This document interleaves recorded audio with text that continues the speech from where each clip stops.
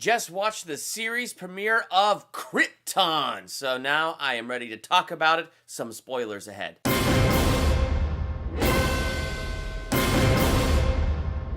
Welcome to Durbania. I'm Durbin, and this is my spoiler talk review for Krypton, Episode 1. I was looking forward to this show, curious to see what they're going to do with it, where it's going to go. I was especially curious when I heard that it's supposed to be kind of like a prequel to Man of Steel. It's the history of Krypton in our present DC universe, so I was like, okay, that's going to be kind of interesting. I will be curious to see where they go with that. I love Superman lore, and I read this one book, I think it's called like The Last Days of Krypton. It was about Jor-el and the final days of Krypton leading up to the destruction of Krypton. This one goes further back and is with Jor-el's father. So Kal-el, our Superman that we know, his grandfather. So this is about his grandfather and the days leading up to the end of Krypton and things like that. So it's kind of interesting.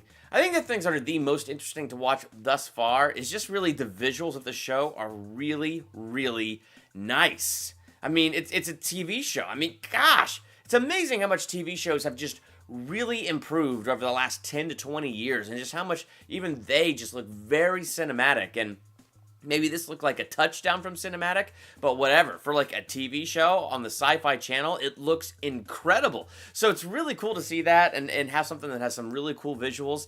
The story, like with the houses, the House of El, the House of Zod, I think they called them guilds in this episode, but looking at the different houses and how they divided up their culture is kind of interesting. I mean, it kind of has that post-apocalyptic Hunger Games feel where you have the bright, rich city inside of a bubble and then the cold, dark world outside of the bubble with warring factions like Black Zero and things like that. So you don't want to be outside the bubble. And then there's like the city and some of the buildings are outside the bubble, and that's like, you know, where the poor people live, the people who aren't ranked, the people who aren't in a guild. So like that's kind of interesting, kind of showing their society and things like that. And then through the eyes of, you know, Jor-el's father, we get to kind of just see how they do marriage and see how they do kids, which, you know, we got that in Man of Steel. It's the Genesis Chamber and the pods, and they got more into that in this episode. And it was just kind of cool to see that, like, be alive. Not learn about it as a history, but to actually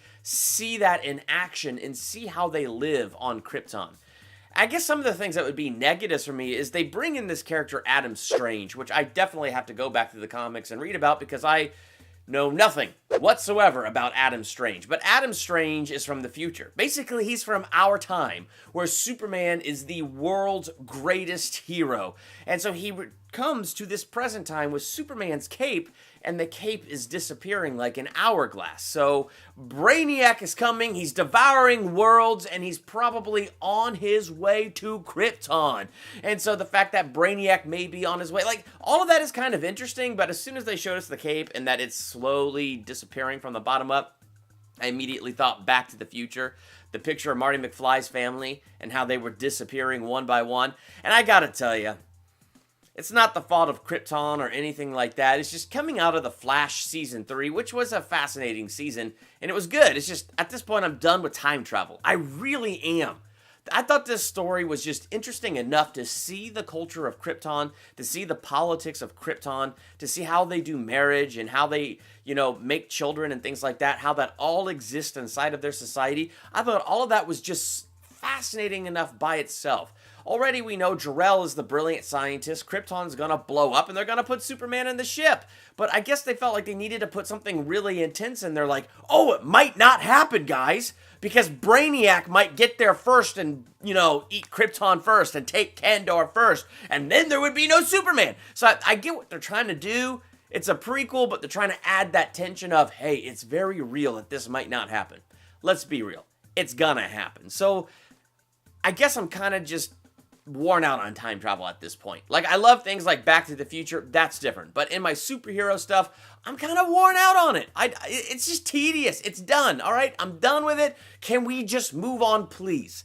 That said, even though, like, I felt like I was ranting a little bit there, it's not that much of a downside. Like, it's still interesting enough that's like, okay, I'm curious. Because we have one shot of Brainiac in this episode. He looks freaking awesome.